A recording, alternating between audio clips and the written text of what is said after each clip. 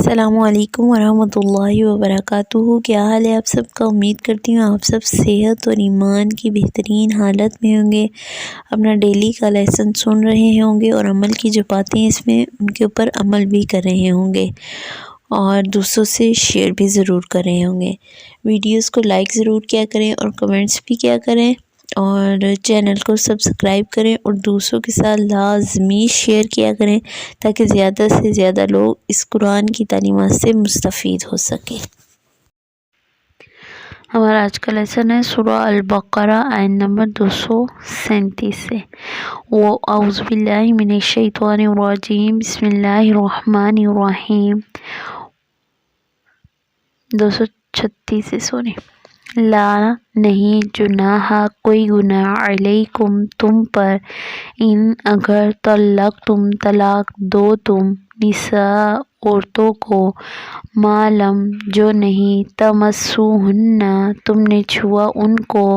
او یا تفریضو تم نے مقرر کیا، لہن ان کے لیے، فریضۃً کوئی گناہ، کوئی مہر، ومتعوہن مال و متاع دو ان کو، علی اوپر، موسع وسعت والے کے، قدرہ اس کی حیثیت کے مطابق، علی اوپر، مقتری تنگ دست کے، قدرہ حیثیت کے مطابق، اس کی حیثیت کے مطابق، متاعً فائدہ پہنچانا ہے، بالمعروف بھلے طریقے سے، حقاً حق ہے، علی المحسنین احسان کرنے والوں پر، وَإِنْ اور اگر طلقتموہن طلاق دے چکو تم ان کو، من قبل اس سے پہلے، ان کے تمسوہن تم نے چھوا ان کو، وقد حالانکہ تحقیق، فرضتم مقرر کیا تم نے، لہن ان کے لیے، فریضۃً مہر، فنصف تو آدھا ہے، ما جو فرضتم مقرر کیا تم نے، الا مگر، ان کے یعفون وہ عورتیں معاف کر دیں، او یا یعفو معاف کر دے، الذی وہ شخص، بیدہ جس کے ہاتھ میں ہے، عقدۃ النکاح نکاح کی گرہ، وان اور یہ کہ، تعفو تم معاف کر دو، اقرب زیادہ قریب ہے، للتقوی تقوی کے، ولا اور نہ، تنسوا الفضل اور نہ تم بھولو فضل کو، بینکم آپس میں، ان اللہ بے شک اللہ تعالیٰ، بما ساتھ اس کے جو، تعملون تم عمل کرتے ہو، بصیر دیکھنے والا ہے۔ حافظوا حفاظت کرو، علی الصلوات اوپر نمازوں کے، والصلاۃ الوسطی اور صلاۃ وسطی کے، صلاۃ وسطی کے یعنی کہ درمیانی نماز،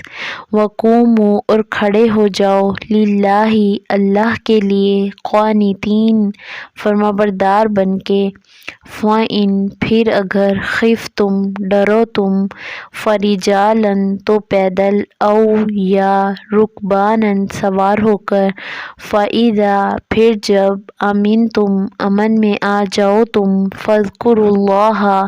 تو ذکر کرو اللہ کا، کما جیسا کہ، علمکم اس نے سکھایا تم کو، ما لم جو نہ، تکونوا تم تھے، تعلمون تم علم رکھتے، والذین اور وہ لوگ، یتوفون جو فوت کیے جائیں، منکم تم میں سے، ویذرون اور چھوڑ جاتے ہیں، ازواجاً بیویاں، وصیۃً وصیت ہے، لازواجہم ان کی بیویوں کے لیے، متاعً فائدہ پہنچانے کی، الی الحول ایک سال تک، غیر اخراج بغیر نکالے، فَإِن پھر اگر، خرجن وہ نکل جائیں، فلا پس نہیں، جناح کوئی گناہ، علیکم تم پر، فیما اس معاملے میں جو، فعلن وہ کریں، فی انفسہن اپنے نفسوں کے بارے میں، بالمعروف بھلے طریقے سے، واللہ اور اللہ عزیز زبردست ہے، حکیم حکمت والا ہے۔ جی تو ہماری آیت نمبر 236 دیکھیں، نہیں کوئی گناہ تم پر اگر طلاق دو تم عورتوں کو جو نہیں تم نے چھوا ان کو یا تم نے مقرر کیا ان کے لیے کوئی مہر،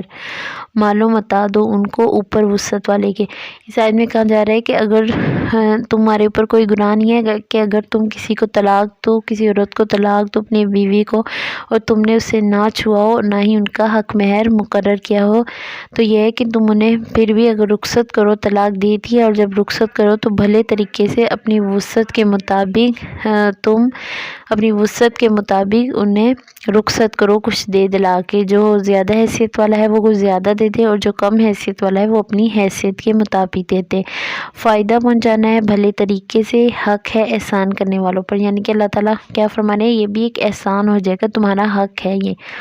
آگے ہے 236 آیت میں، اور طلاق دے چکو ان کو تم اس سے پہلے کہ تم نے چھوا ان کو، حالانکہ تحقیق مقرر کیا تم نے واسطے ان کے مہر تو آدھا ہے جو مقرر کیا تم نے، یعنی کہ اب اس آیت میں اللہ تعالیٰ کہہ رہے ہیں کہ اگر تم نے اپنی بیوی کو چھوا ہے تو اس کا جو تم نے مہر بھی مقرر کر دیا ہے، تو پھر اگر تم انہیں طلاق دے دو تو اس میں سے آدھا اسے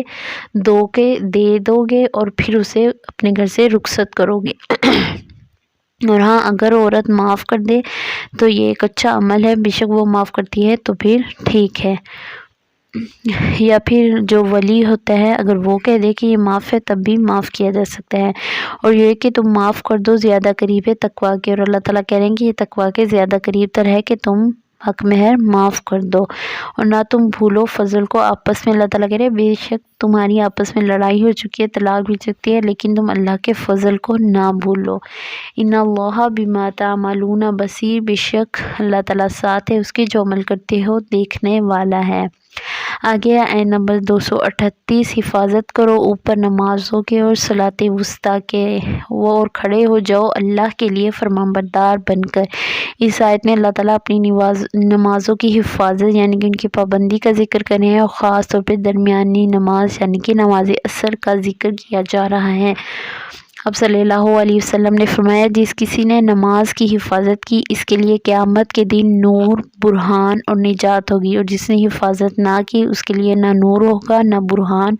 اور نہ ہی نجات ہوگی، بلکہ اس کا انجام قارون اور ہارون جیسا ہوگا۔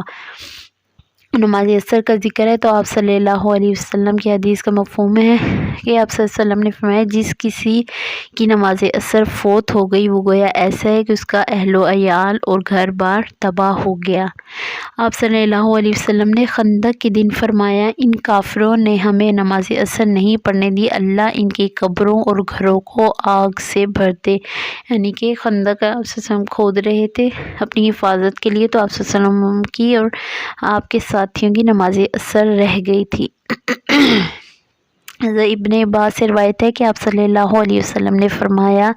درمیانی نماز نماز عصر ہے۔ ٹھیک ہے جی، آیت نمبر 239 دیکھیں، اس میں ہے پھر اگر ڈرو تم پیدل یا سوار ہو کر، پھر جب امن میں آ جاؤ تو ذکر کرو اللہ کا جیسا کہ اس نے سکھایا تم کو، یعنی کہ جس حال میں بھی تم ہو، بیمار ہو، پیدل نہیں چل سکتے تو بیٹھ کے، کھڑے ہو کر نہیں پڑھ سکتے تو بیٹھ کے پڑھو، اور اگر بیٹھ کے نہیں پڑھ سکتے تو لیٹ کے بھی پڑھ سکتے ہیں، اگر بیمار ہیں تو بیٹھ کے پڑھ لیں، یعنی کہ ہر حال میں نماز فرض ہے ہم پہ اور فرض نماز پڑھنی چاہیے۔ ٹھیک ہے، آگے ہے آیت نمبر 240 میں، اور وہ لوگ جو فوت کیے جائے تم میں سے اور چھوڑ جاتے ہیں بیویاں، وصیت ہے ان کی بیویوں کے لیے۔ یہ آیت 240 جو ہے یہ پہلا حکم ہے کہ جب کوئی شوہر، کسی کا شوہر فوت ہو جائے تو اس کے لیے یہ تھا کہ 1 سال تک وہ اپنے گھر میں ہی رہے گی، گھر سے باہر نہیں نکلے گی،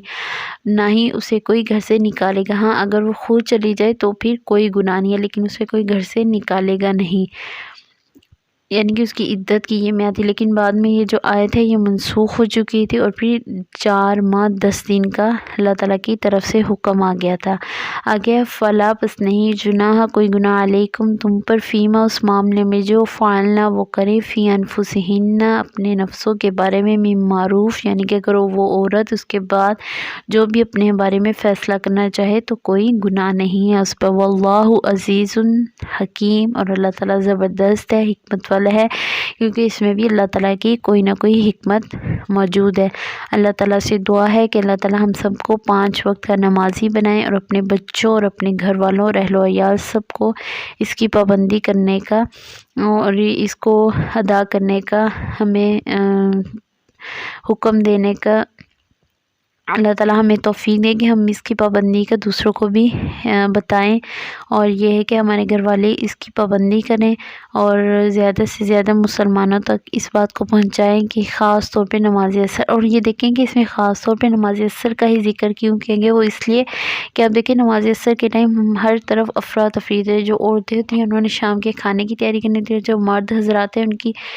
دفاتر، دکانیں، یہ وہ سب کچھ کلوزنگ کا جو ہوتا ہے وہ ٹائم ہوتا ہے، اس میں بندہ کہتا ہے کہ بس جلدی سے میں اپنے کام نپٹا لوں، وہ کام نپٹاتے ایسا ہوتا ہے کہ ہماری نماز عصر رہ جاتی، اس لیے خاص طور پہ نماز عصر کا ذکر کیا گیا ہے۔ چلیں جی، اللہ تعالیٰ سے دعا ہے کہ اللہ تعالیٰ ہمیں اپنی نمازوں کی حفاظت کرنے کی بھی توفیق دیں۔ ہمارا آج کا لیسن ختم ہوا۔ السلام علیکم ورحمۃ اللہ وبرکاتہ۔